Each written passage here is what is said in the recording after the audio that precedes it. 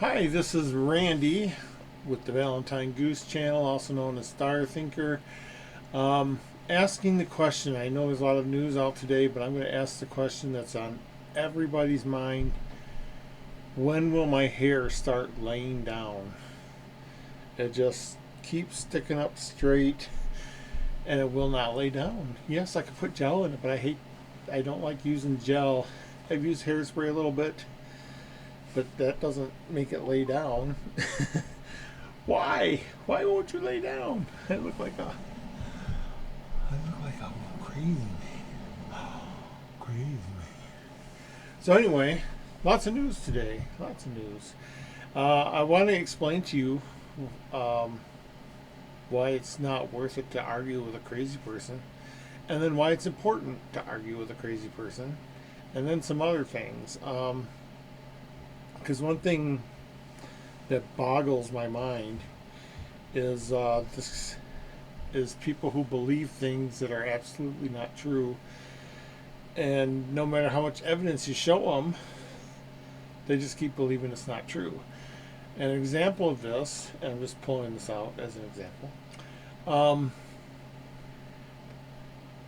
Forrest Fenn is still alive. Now we know Forrest Fenn passed away. We got a death certificate. People watched him pass away. People were at his funeral, um, and all that good stuff. But let's say you still believe, hey, Forrest Fenn is still alive. One question, because I used to hang out with the James Randi Foundation, one question I learned to ask is, what would it take for you to believe he's dead? And you're going to get one of two answers. You're going to get something totally ridiculous, like you'll have to dig his body up and let me view it myself, or something like that. Because if he said can't show him ashes because that could be anybody's ashes. The other answer you're going to get is nothing. Nothing will convince me otherwise. At that point, the argument's over. Not that they won or anything, but you can't argue with someone who admits that nothing will change their mind. There's just no point. So why is it important to argue with someone, even though you're not going to change your mind? Because there's other people, they're going to try and convince people of their point of view. And if you argue with them publicly, people who may have been swayed to think, oh yeah, Forrest is still alive, they'll see your arguments and say, oh no, Forrest isn't still alive.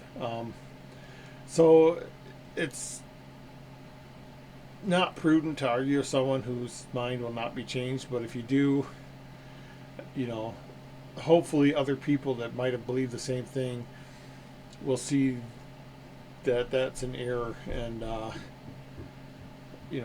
start looking at the truth. So that's my 2 cents. I also want to point out that once someone, because I know someone's going to find that log and they're going to find a little indentation with a bunch of leaves and stuff pushed into it, because you're not going to get rid of a hole like that instantly. But I believe that once we get the GPS coordinates, because the hours and minutes take you to 9 Mile Hole, it's the seconds that don't take you to anywhere in particular. So I believe once that GPS coordinate comes out and we have the seconds, then I'm almost positive we're going to find those seconds somewhere, either in the poem or in the book. I think that's going to be interesting. It's just and I know it's just a backwards. What's the word I'm looking for? Backwards. Backing into where it was and then making the facts fit that. But yeah, I believe that once that comes out, we'll know the seconds. The hours and minutes already match up, so we need the seconds. And once we know the seconds, we can probably go, oh yeah, it's probably that. We'll never know definitively, and people still don't believe me. And I know there's still a turd source, and hopefully I'm not a turd source. But yeah, there is that backwards deconstruction, if you can find the seconds, because like I said, the hours and minutes, if you take the GPS from the poem and you add 12, it takes you right there. Anywho, what else is going on? I dug this out today. Oh, I love my gold coin. It's so heavy. I wish I had a pocket full of these so you can feel them jingle. I have a lot of the coins that are, the coins that are 99.999% copper, and sometimes I'll carry 3 or 4 of those because they're big. They're 1 ounce, and I'll carry those around. And you feel them jingle in your pocket, and I got my 2 silver pieces, and they actually ting. If you never heard a silver bell, they go ting, and they just ring forever. So you got this tingling when you carry the silver coins. So I would love to have a pocket of gold coins, and when I had my other gold coin, I would carry it in my pocket, and maybe that'll still turn up someday. When I go to Denver, I'll hit this same haunts, and maybe I'll run into somebody that might know where it is. Anywho, that's my 2 cents. It was kind of neat to see that the chest as it was found, and it was low enough that you can that would have been covered with leaves and pine needles and branches. I just don't think there's any way you could have saw that looking down. I mean, depending on what the blaze is, to walk up on that, it would have been buried unless you stepped on it and was like, oh, there's something metal here. Or, you're not supposed to have a metal detector in Yellowstone as far as I know. But, yeah, that would have been very, very hard to spot. And that's why I believe, if you're doing a treasure hunt, you shouldn't take somebody within a 100-yard radius of something. I know the one hunt where they said it was under a park bench, so people were searching under every single park bench except one. And to me, that's taking it too far. I think a good solve takes you right exactly to the spot. If you have GPS coordinates, you might have a 5-foot circle, depending on the size of what you're hiding. I don't know. Like I said, mine goes, I think, within 2 fingers. I think that's what I measured, where the token is. So that's just me. That's my opinion, and it's only my opinion. But it's. I think, treasure hunters, if you're doing this going forward, unless you say something like it's under a bench and there's only 6 benches, okay, that's one thing. But if you say it's under a bench and there's 1,000 benches, no, you got to narrow it down. But yeah, that's just my 2 cents.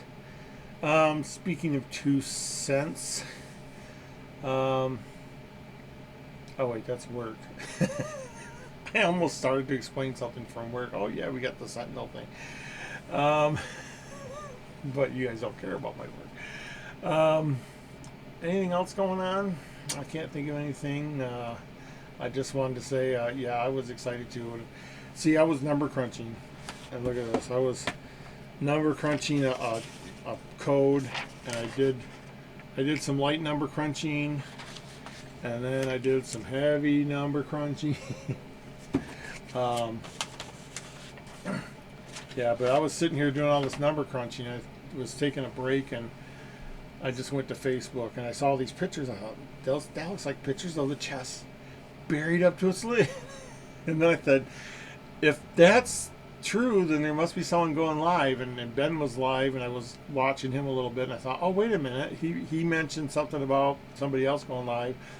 So I went back, and sure enough, K-Pro and Kyle had gone live, and they had Cynthia on.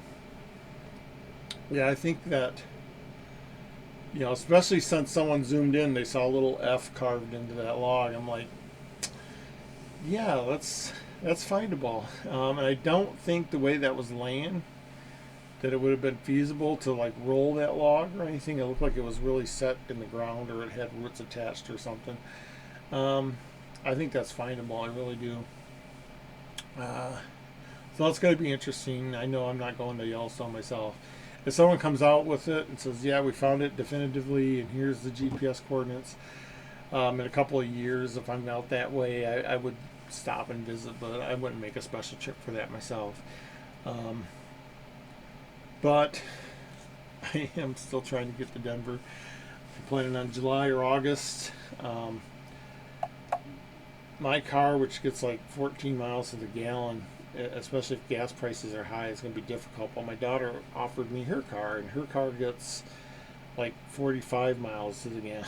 So that's a big difference, and she has a bigger gas tank. So she said she literally drove from here to Michigan on a tank of gas, and that would be nice. um, but then I couldn't go up into the mountains like I'd planned. But I could sleep in the car, and I could, because if I work Thursday night and I leave Friday morning, usually by Friday noonish, early afternoon, I'm falling asleep. So I got to pull into a rest area and close my eyes for a few hours. And my Element is perfect for that. Hopefully, I think her car lays back pretty good. So